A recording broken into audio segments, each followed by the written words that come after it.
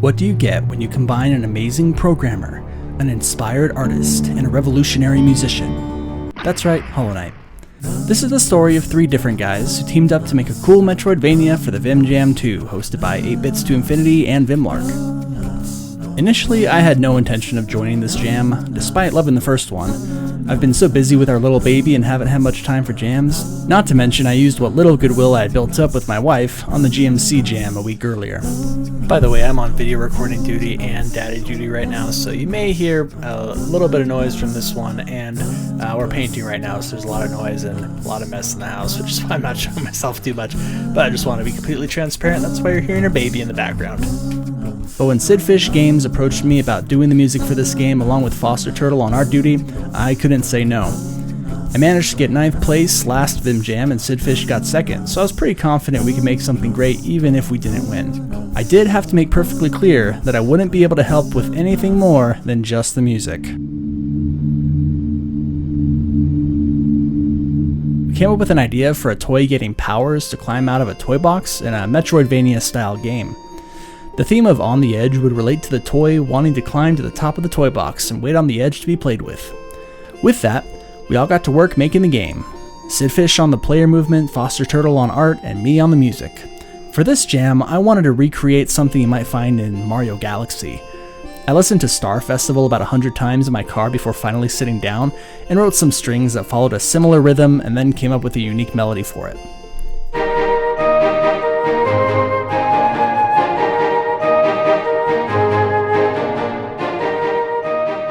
I shared it with the team and they thought it was pretty cool. At this point, the art and gameplay were really coming along nicely, with both Fosterturtle and SidFish having some really great stuff to show. I did a bit of playtesting on the new version of the game, and the wheels started turning in my head of gameplay and all the possibilities of things we could do with this awesome movement system. SidFish had added a double jump, a wall jump, dash, and glide to the moveset. I drew some ideas for possible challenges in MS Paint and sent them to the group. Once I got a taste of level design though, I just couldn't help myself. I decided to help SidFish out with the boring stuff so he could focus on fine-tuning the player movement. I ended up adding the gamepad and keyboard controlled menus, as well as controller support for the game. Once that was in, I got started making some level layouts and challenges inside the game to play around in, though they would eventually receive some big changes once they were playtested, but we'll get to that soon.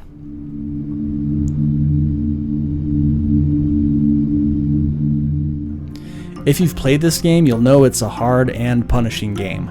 You may be surprised to find out there's a hard mode that's much harder, and that is the original version of the game I designed. Here's a couple of cool tips I used when coming up with level design though. When designing a level, I would first ask myself, what cool and unique thing can I do with this ability that I wouldn't be able to do without? Let's use the double jump for example. It might sound easy, you can go twice as high so you can make platforms twice as high, but you can also make a character go under a wall and then jump out, or they can catch themselves before hitting a spike. Then we add something like a dash ability, and instead of just making an obstacle that needs to be dashed through, you can pair it up with a double jump. So now I can raise a platform since the character can dash under the small gap and jump out. Add in a third ability like a wall jump, and the possibilities for different layouts and challenges becomes nearly endless. The spikes in a lot of these areas are actually there for a specific purpose, not to try and trick the player or frustrate them, but to try and keep them from beating my platforming challenges without solving the puzzle. Trying to brute force a puzzle can really frustrate the player, especially when they don't know there's a puzzle to be solved. This is where some foreshadowing of different abilities is extremely important, so you can see what the character can do and what they can't do. That one's mean. Like in this area, where Vimlark got stuck for a small section. That one's mean. I've got to land like right in between those.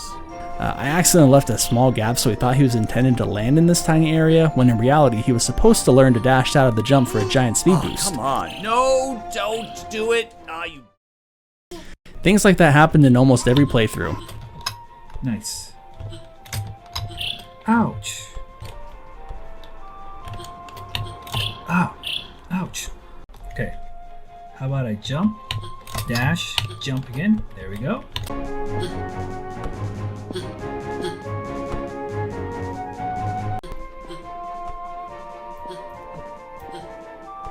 Ooh, there's a bean here. Oh, I missed the bean though. One neat tip I think for anyone making a difficult game for a jam is to post a hitless or nearly hitless speedrun of the game on the download page. While we still got some comments saying the game was a bit too difficult, I think having my speedrun on the front page deflected a lot of that criticism before it even arrived. With some games I play, I really wonder if the developer had even made a section of the game possible, so having a video showing it is really helps. This gave the added benefit of showing off some of the awesome speedrun tech that SidFish added into the game. But now I'd spent too long designing levels and I needed to get back to my main job in this game, which was... I was starting to really love the main theme for this game. One thing about it you may not immediately notice is that it's constantly climbing up and ascending key changes, and then falls back down to the starting key. In a way I think this mirrors the progression of the game, taking 2 steps up and then 1 fall down.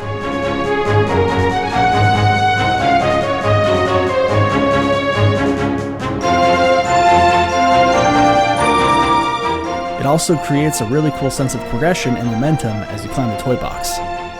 Another pro tip if you want to add a ton of polish without doing hardly any work is creating separate variations on a single theme for the music. For the menu music, I'll take the smallest segment possible of the main melody and slow it down a bunch. I remove any key changes or percussion that would give it a sense of forward movement, and sometimes I'll remove a click track entirely just to let the music flow. Not only does it take about 10 minutes to do, it gives the player a preview of the theme so that once it kicks in during the main gameplay, it already feels familiar to you. This is one of the surefire ways to get a main theme stuck in their head and make sure they think more favorably about the audio when voting.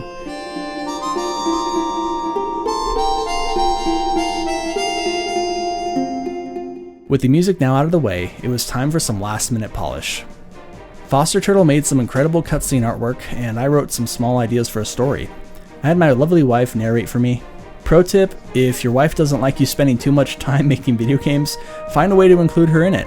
Then your dev time becomes family time. The last thing I needed was some major tweaking on the difficulty. I mentioned before that what I designed originally for the game was the hard mode. Once I had it designed, the rest of the team and a couple playtesters went through and marked up some of the overly difficult parts. We ended up removing most of the spikes in these spots and adding a bunch of safety platforms to land on. That new mode became the normal mode, and my hard mode was left mostly untouched. It causes me a bit of heartache that the puzzle element of my challenges can now be almost entirely skipped in the normal mode, but I think the benefit outweighs the cost as we now have a much more accessible game. Of course, even with those changes, we still had a lot of feedback that normal mode was just too difficult, but a lot of that came from the frustration of being knocked down multiple levels of spikes in a row.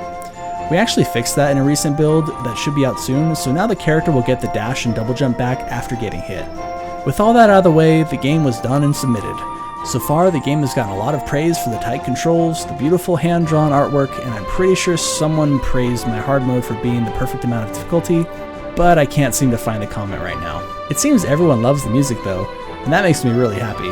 I ended up making the song a downloadable file onto the itch page in case anyone wanted to jam out on it. And for some weird reason, I thought it would be fun to upload the sheet music, though I'm not really sure why I did this. But hey, I figure no one ever complains about additional, optional content. The voting period has ended at this point, but we don't see the results until October 4th. Feel free to let me know what your favorite game of the jam was, or if you made one yourself. Take it easy, everyone.